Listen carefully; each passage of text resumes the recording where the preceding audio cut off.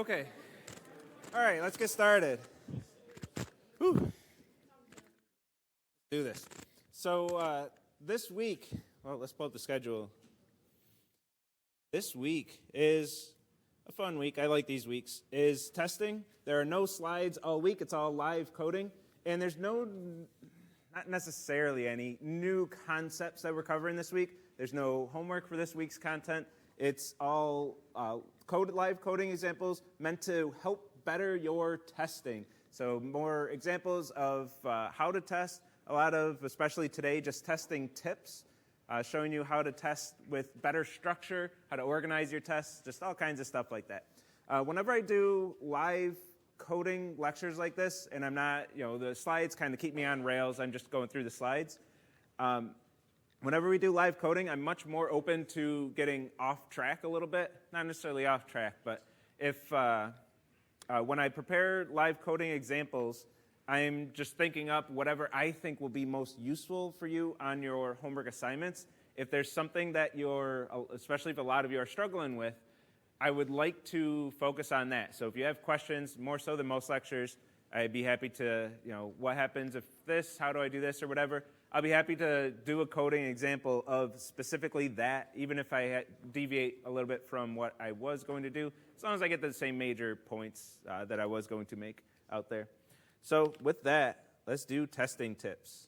Oh, and debugger. Friday is all about the debugger.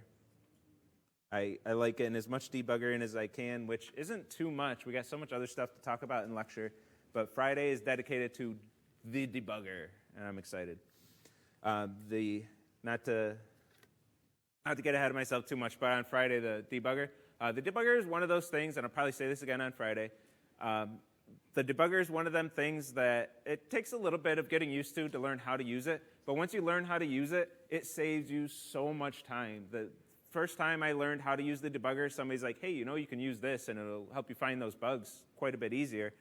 I was blown away, and then I thought, how the hell have I been living without this? It saved me immediately so much time, and unfortunately, I was a grad student at that point. I went through my whole undergrad without debugging, so we like showing it off in 116 these days, make sure everybody knows what it is, because it can save you so much time when you hear about sophomore, juniors, seniors, when you hear about them in computer science saying they're spending so much time on these upper-level courses, the assignments are so hard, I pulled 5 all-nighters this week, it's ridiculous.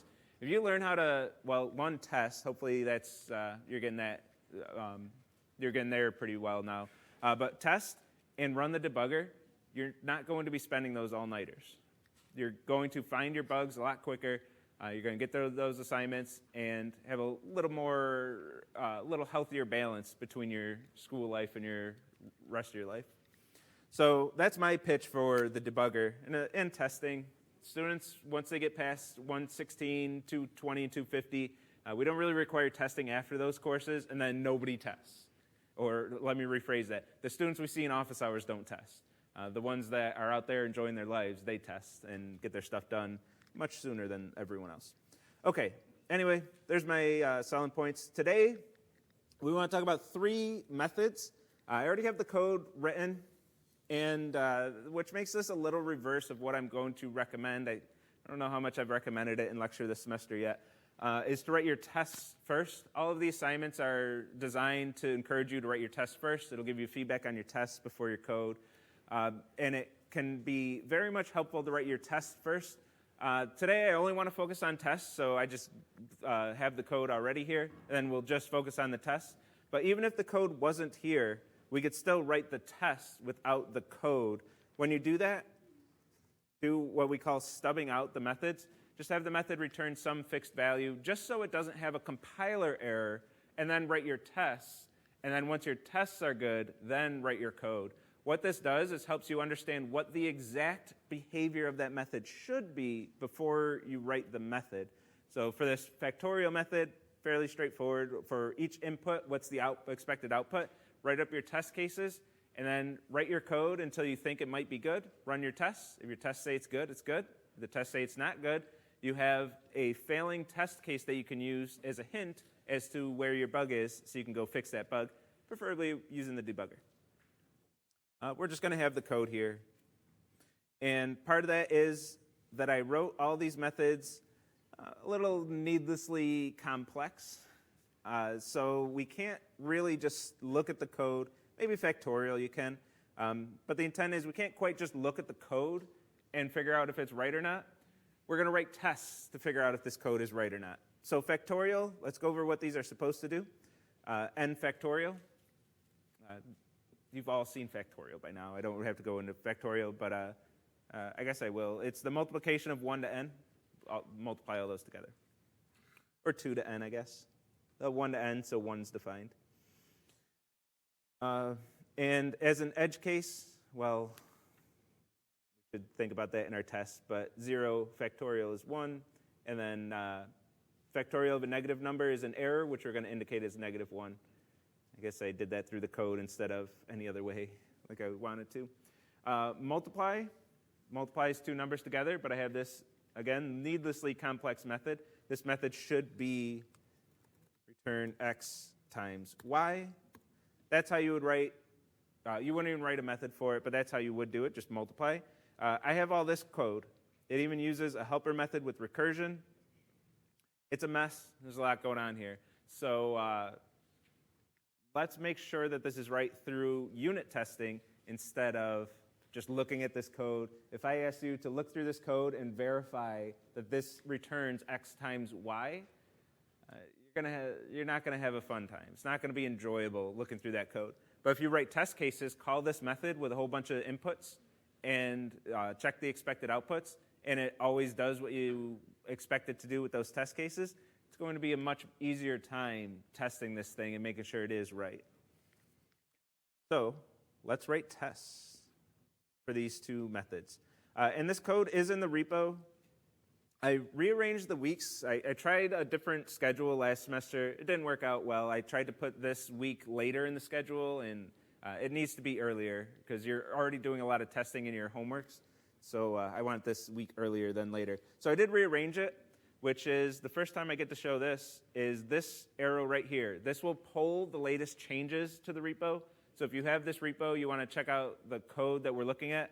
I think it was like week 9, or I forget what week it used to be. But if you pull, you're going to get the latest changes to the code, and it's going to be in week 6 after you pull. And pulling is as easy as clicking this button. Boop, done, pulled. Mine was already up to date. But your files might change when you click that one. And we're in week 6 lecture coding. Simple math are the two methods that we're testing. And simple math tests. Let's start writing tests. And I have this, and you probably saw me before lecture deleting all the test cases. There are test cases in the repo for this already, so if you want to see an endpoint, we probably won't arrive at the same exact test cases. I'm just going to come up with them as we go along here. But you'll see a test class that will test these methods. Okay. So with that introduction, let's start writing some tests. And I want to focus on how to organize our test. So first, let's do this without organization. I'll do, let's see, assert equals simple math dot factorial. These are static methods for what it's worth. So I am calling them through the class itself, not through objects of this type. On Wednesday, we'll do objects and we'll test objects. But we're kind of we already have done that. So factorial takes an int, returns an int. So factorial of, say, 3, the right way, 6. So factorial of 3 should be 6. Our expected value comes first, and then our actual comes second. And we can run this test, and hopefully it passes. Then so many of you would just, I shouldn't say so many of you, but some of you, I'll say it that much, would write this one test case and then submit to Autolab and say, hey, do I have enough testing? Is Autolab happy with that? And then it'll say, no, obviously you have one test case. And then sometimes come to office hours and say, I have one test case. I have years of frustration built up of that. So we want a lot of test cases. And here's my first tip. We're going to get to the first thing. What you might do, what I would expect you to do at this point, no harm in this one. We haven't really talked about anything else, is you copy and paste this and you change the values and go through all of your values like that. We want to do something better than this, and I want to show how to organize test cases, and the theme of today and Wednesday is going to be, mostly today, is how do I set up my test cases in a way that makes it easy to add more test cases? Because in that example of, students have very few test cases in office hours saying, how come my tests aren't passing? I always say my first knee-jerk reaction is, well, just write more test cases. Have lots of test cases. You'll eventually just, even if it's just by pure chance, if you write a whole bunch of test cases that are very varied, that are very different from each other, you're just going to get the tests passing in Autolab eventually, maybe just by pure chance. So just write more test cases. But sometimes that can be painful. When the test cases take too long to set up, it might be hard to add more test cases. So whenever I'm personally writing test cases, I want to write them in a way that's going to make it as easy as possible to add more test cases. And I'm going to do that using a hash map. So instead of hard coding my magic numbers here, I'm going to use a hash map that's going to store my input to expected output behavior. It's going to store all of my test cases. I have a method that maps integer to integer. Call this my test cases equals new hash map. And I'm going to add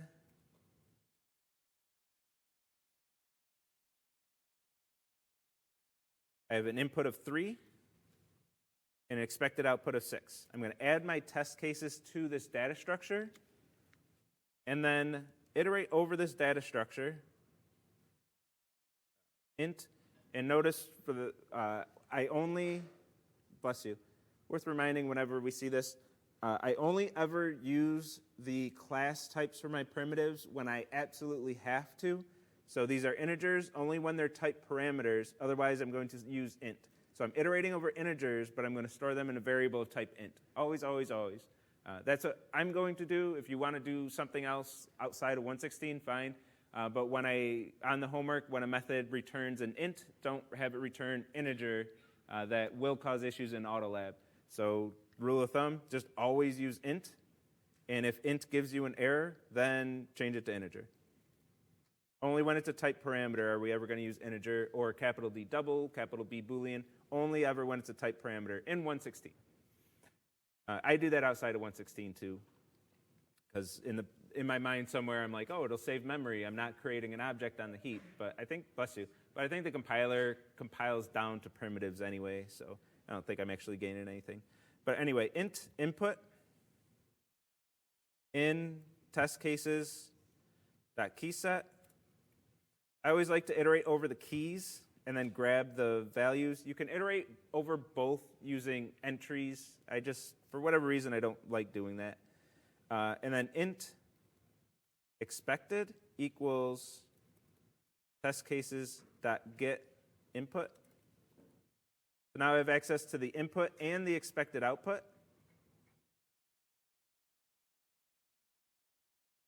I'm going to call my method to get what we call the actual by calling it on that input. So now I have the expected value and the actual value, and I'm going to make sure they're equal.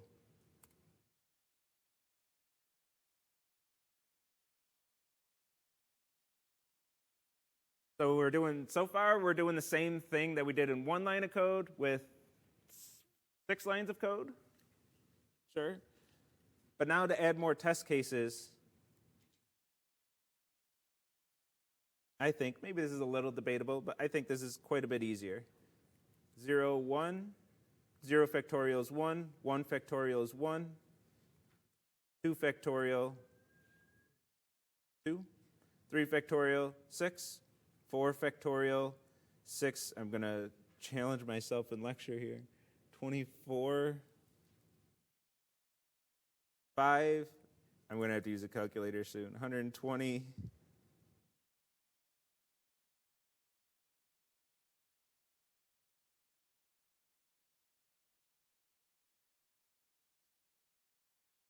40, 7, 840, 8. Was that no for me? Was I wrong? They're all wrong? Oh, yeah, I did. Oh, wow. There's no recovering from this. Yeah, let's run the test so we can see my dumb mistake here. So my test is failing, but my code's fine. Actually, this is a good point I get to make here. So my expected is 24. Oh, actually, I'm glad I did this. I'm glad I did this mistake. Paul likes to live code in every one of his lectures, partly so he can naturally make mistakes and have the authentic experience of here's how he would fix the mistake, because a lot of programming is debugging. So I'm happy I made this mistake because I get to talk about quite a few things. One, this doesn't tell me anything. I'm using assert equals, which is going to give me expected and actual. I'm going to get the line number that failed, but since I set up my test cases in a hash map, the line number that failed is always going to be the one line with an assert. There's nothing else that could have failed. So I don't get much information, but the assert equals will give me expected versus actual. Expected 24, actual 720, but I have two test cases where the expected is 24. Now I can guess that my code is doing the right thing and that the input is 6 on this one, but I don't really know for sure. And this is where, when we're structuring our test cases in a cleaner way like this, with a hash map here, this is where our hint text really comes into play. I want to add a hint text here that says, I'm just going to put the input. I like to use these pipes. Input. Actually, no, let me use new lines. Slash n will be a new line character. Slash expected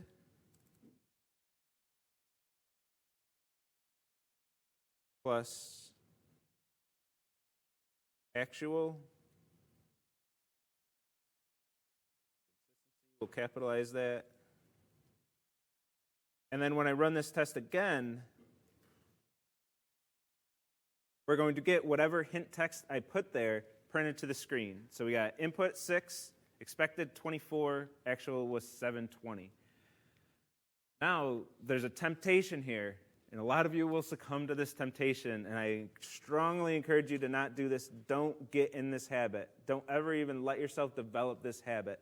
I could just take this and paste it here and have my expected value generated by my code.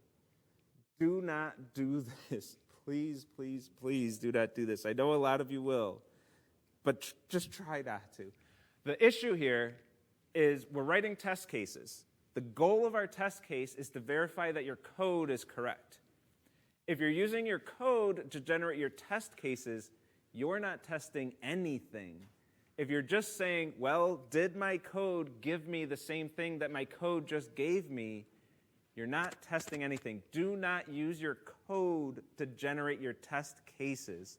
It's a terrible, terrible thing to do. It completely defeats the purpose of testing. And whenever I'm generating my test cases, I will not use this at all. I will go to some external source. Sometimes if there's a lot of data, I'll go to a spreadsheet and generate my test cases in a spreadsheet. But I'll use something that's not my code that I'm testing to generate my test cases. Completely, 100% shows that you don't, be careful how I phrase this, that you don't care about your testing.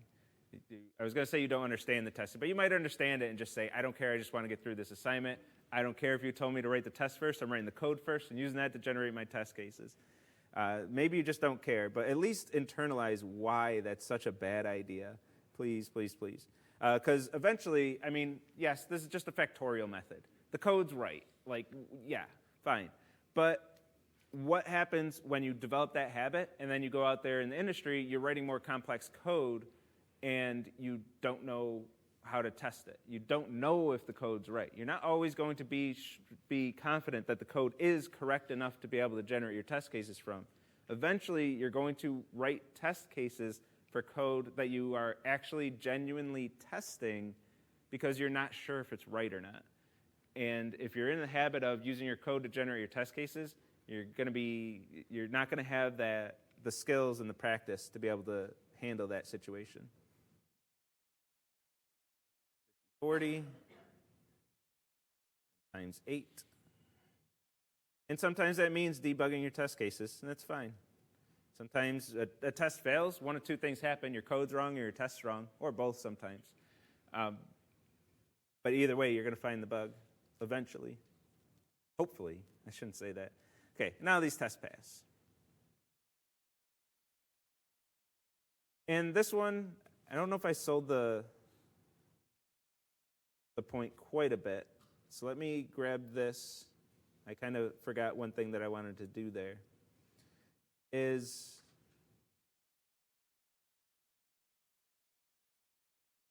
didn't save too much because we did our test case in one single line. But now that we expanded this a little bit, if I want to do my expected equals 120,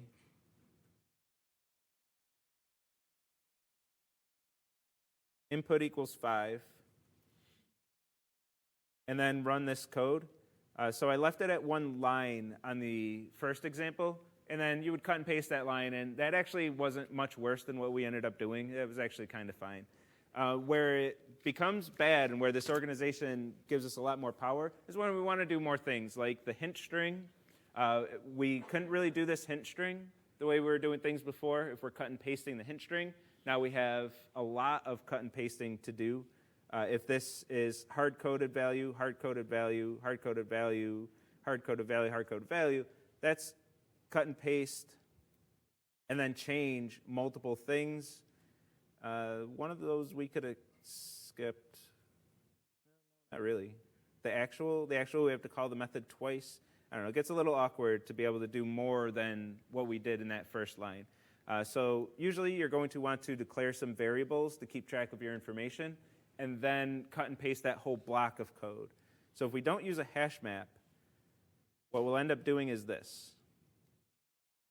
You've probably done this before. I have done this before many, many, many times. Is cut and paste a chunk of code and do this. And just put a 2 next to each variable.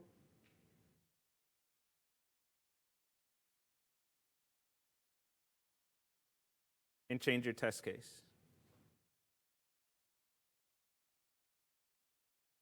Right? You've done this before, I'm sure. But what's the problem with this? Besides being tedious as hell, what's the problem with this?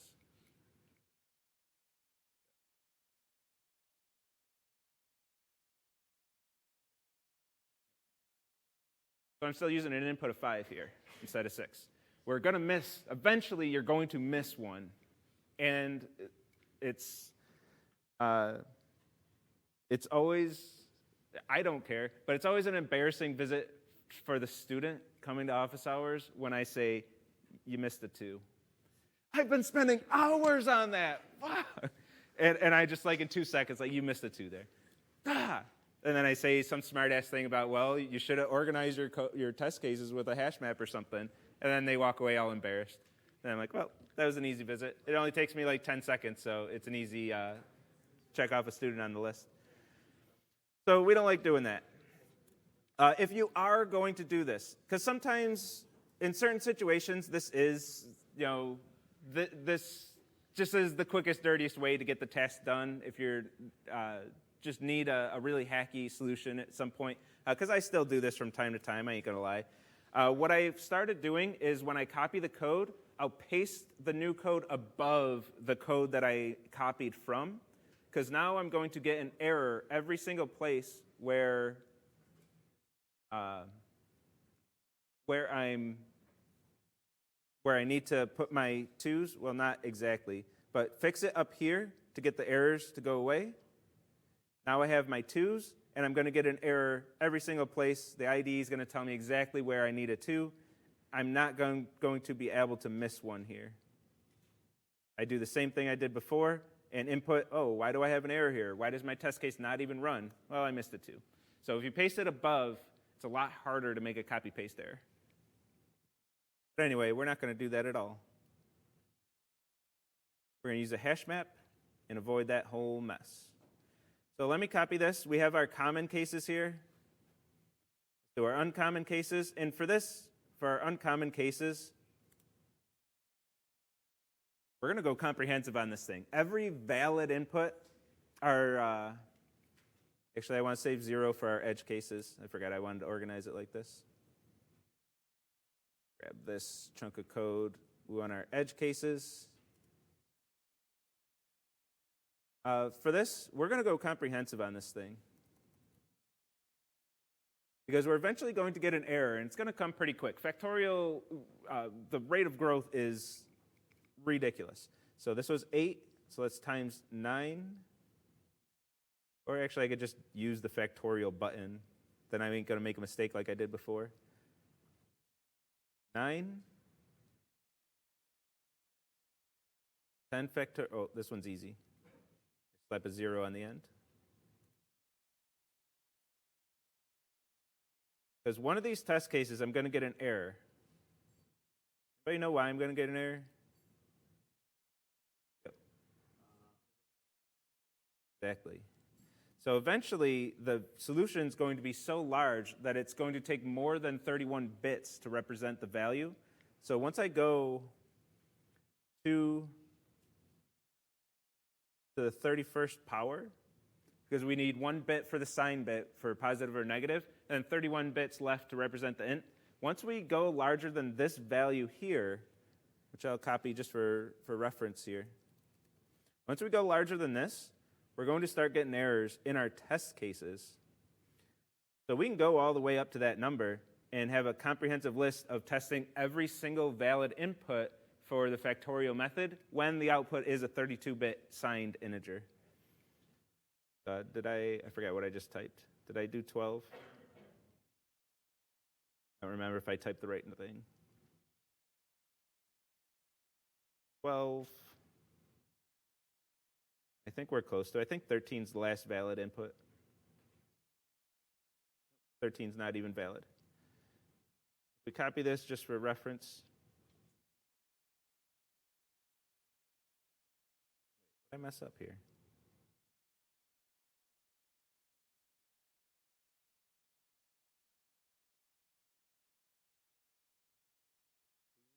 $31. I typed the wrong number. Anyway, so we've exceeded the maximum value for a 32-bit signed integer, so we can't represent that. Java's just saying, number's too big, can't do it. That can't be a proper value. We could use longs for what it's worth. If you put in...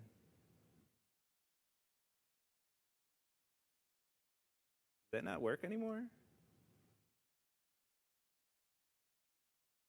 Oh, because, yeah, right. Because my method takes an integer. But if I had... I need to do it in a way where I don't actually represent it. If I put an L at the end, it works, kind of. What this will do is create a long, which is a 64-bit signed integer. So we could use longs and have double the precision and put these L's. If you ever have literals, integer literals that are longs, and you put an L at the end like this, just please, quick PSA, please, please, please use a capital L. This is very confusing. Does it not let you do it anymore?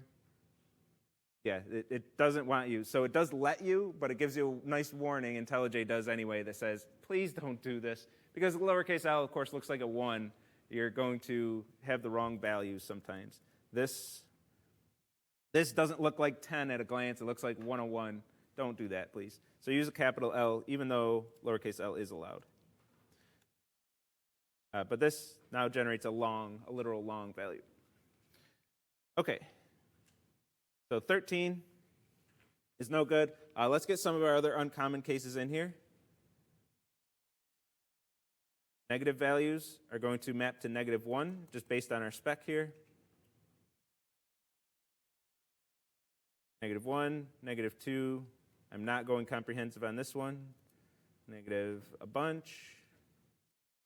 -3, -8, -100, negative a bunch of 9s. And just because I want to show this off too, integer.min value. Min value is the largest magnitude negative value. Similarly, max value is the largest maximum, the largest positive value.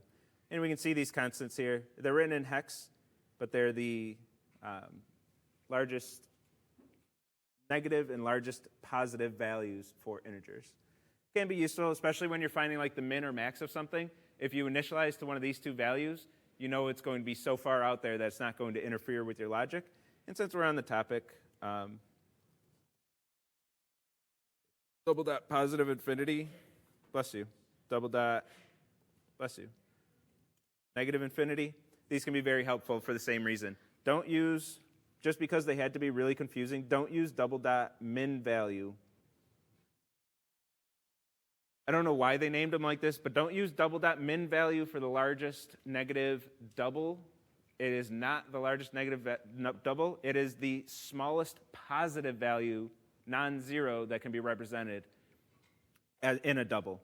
I've had a bug like that where I used min value just like it was an int, thinking I got a big negative number. It's not a big negative number. It's very small value to the negative 1022. 2 to the negative 1022, a very, very, very small value.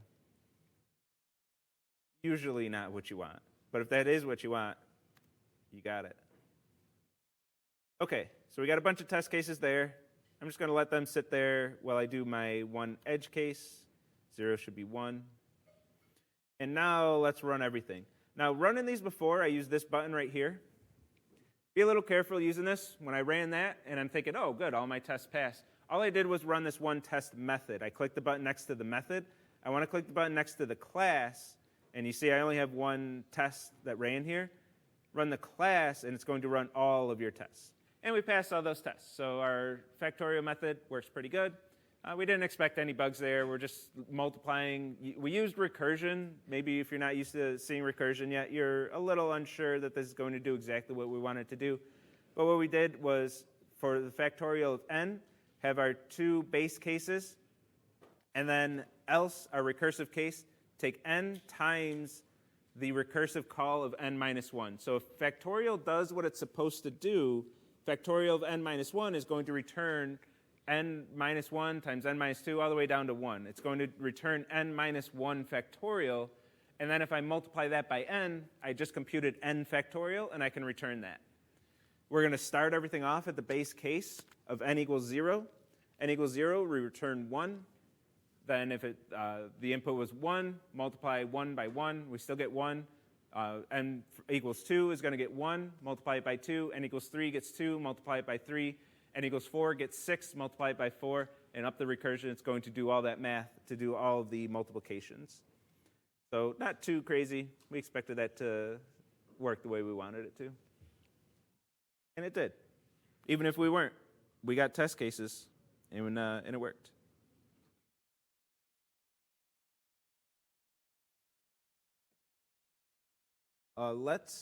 Speaking of the conversation in chat, when you're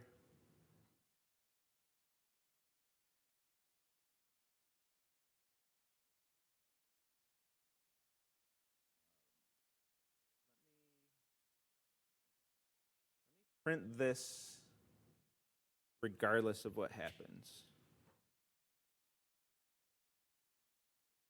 I don't know the quickest way. On Wednesday, I'll be able to make this point as part of the lecture, but I want to make it right here too, is get this test case failing. I'm going to do it by breaking my test cases. Run this again, and I'm printing out input, expected, actual for every single input. Oh, you know what? I did this last semester. I just remember doing this exact thing. I got to change the order here. So remember, hash maps do not have any meaningful order to them.